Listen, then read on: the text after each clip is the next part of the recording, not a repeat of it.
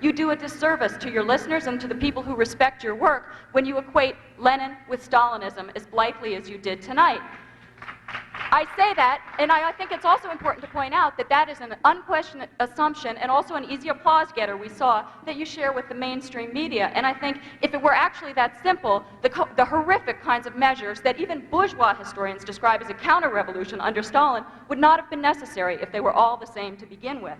Now, in short, to sum up, the situation that you have outlined tonight, I think, is extremely serious, and I think it's important that we all take it seriously. What we're talking about is literally the fate of millions of lives around the world, particularly in the international politics that you described. That being the case, then I think we need a full and a serious and a fair discussion of various different alternatives, not just talking about the horrors of capitalism, but actually how to change it to end this stuff once and for all. Well, I think you made it, yeah.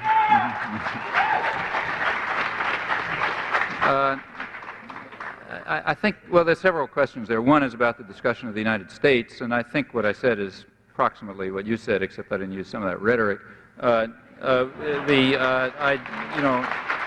Which I don't think is particularly helpful, to tell you the truth, either analytically or to understand or whatever. It doesn't bother me if I happen to agree with the mainstream media on this. Trotsky, to pick somebody who you remember, once he was charged in the 1930s with agreeing with the fascists in his condemnation of the Soviet Union. And he pointed out that his critique was to be true. He wasn't going to abandon it if somebody else happened to say it for different reasons. So the question is about the Soviet Union, and particularly about Lenin. So what was Leninism? Well, here we have to look at the facts. Now, you look at the facts, I think here's what you find. Lenin was a right-wing deviation of the socialist movement, and he was so regarded. He was regarded as that by the Marxists, by the mainstream Marxists. We've forgotten who the mainstream Marxists were because they lost, and you only remember the guys who won. But if you go back to that period, the mainstream Marxists were people like, for example, Anton Pannekoek, who was head of education for the Marxist movement, and he's one of the people who Lenin later denounced as an infantile leftist. But he was one of the leading intellectuals of the actual Marxist movement. Rosa Luxemburg was another mainstream Marxist, and there were others. And they were very critical. In fact, Trotsky was one up until 1917. They were all very critical of Leninism because of this, what they regarded as this opportunistic vanguardism. The idea that the radical intelligentsia were going to exploit popular movements to seize state power and then to use that state power to whip the population into the society that they chose. Now, that was quite inconsistent with Marxism as understood by the mainstream sort of, I'd say, left Marxists. From this point of view, Bolshevism was a right-wing deviation. Trotsky made the same points up till 1917. Now, when Lenin came back to Russia in April 1917, he took a different line. Quite a different line from the one he'd had in the past. If you take a look at Lenin's work, it shifted character in April 17. In April 1917, it became kind of libertarian. That's when he came out with the April Theses, and that's when he wrote State and Democracy. It came out a year later, but that's when it was written. And these were State and Revolution. These were basically libertarian works. They were very much more in the mainstream of sort of left libertarian socialism, from sort of this range that goes from anarchism over to left Marxism of the Pannekoek-Luxemburg variety. And he talked about Soviets and the need for workers' organization and so on. In fact, came really closer to what the essence of socialism was always understood to be. After all, the core of socialism was understood to be workers' control over production. That was the core. That's where you begin with. Then you go on to other things. But the beginning is control by the workers over production. That's where it begins. Then Lenin took power in October 1917 in what's called a revolution, but in my view ought to be called a coup. And things followed that coup, or revolution if you want to call it that. One of the things that followed it was the immediate moves to destroy the Soviets and the factory councils. Those were some of the first moves of Lenin and Trotsky after they took, Trotsky joined at that point, after they took state power. In fact, if you look at what Lenin wrote after that period, or did, you'll find it's a reversion to the earlier position. This sort of left deviation is that, a deviation. You could ask why. In my view, it was just opportunistic.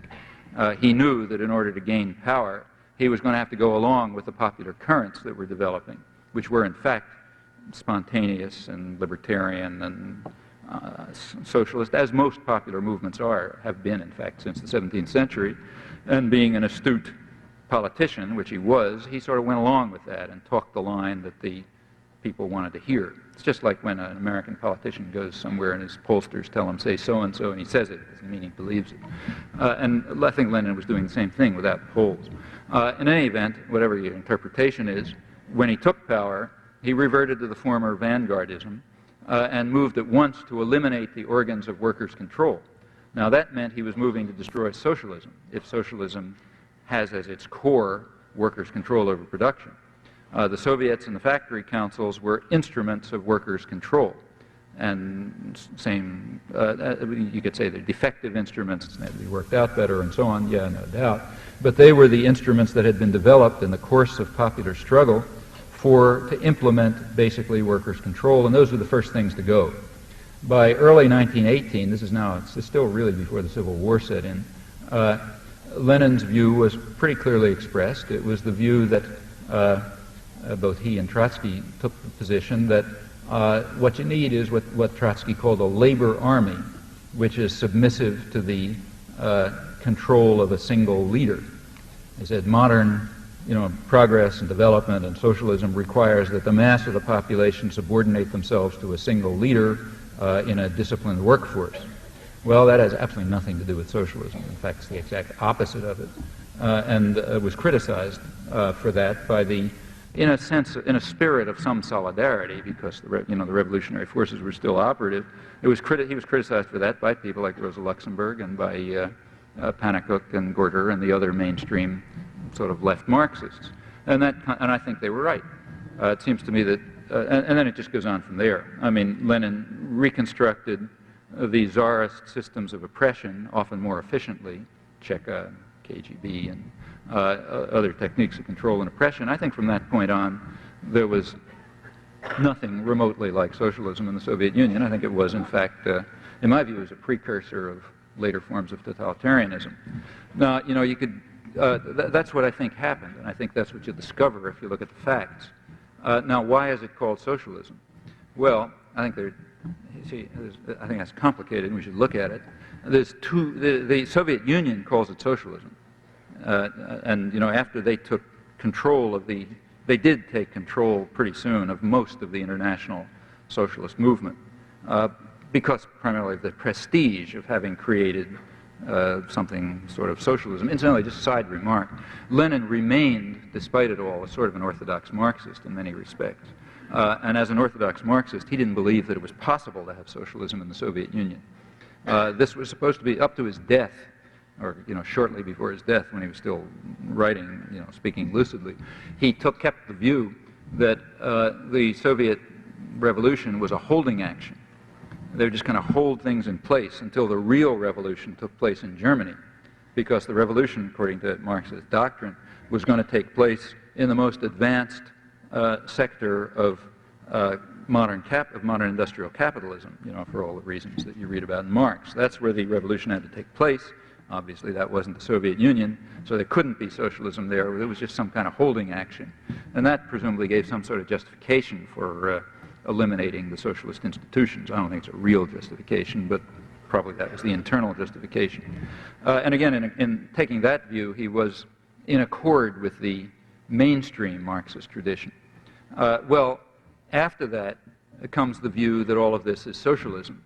And why should the communist parties take that view? I think the reason is because they wanted to sort of exploit the moral force of socialism, which was quite real. It's kind of hard to remember that today, but at that time it was very real. This was regarded as as a progressive moral force, and by associating their own destruction of socialism with the aura of socialism, they hoped to gain credit in the working classes and other progressive sectors. Now, the West also identified that with socialism, and they did it for the opposite reason. They wanted to associate socialism with the brutality of the Russian state. that undermined socialism. So what you had is that the two major world propaganda agencies, for their own and quite different reasons, were claiming that this is socialism, that this destruction of socialism is socialism. And it's very hard to break out of the control of the world's two major propaganda agencies when they agree. They agreed for different reasons, but they basically agreed, and that then became doctrine and dogma. Well, I think people should ask whether that's true. Take a look back and see whether the moves that Lenin took and that Trotsky supported him in taking and that they both advocated had anything to do with socialism as it was understood by, say, in the Marxist tradition or in the left libertarian tradition.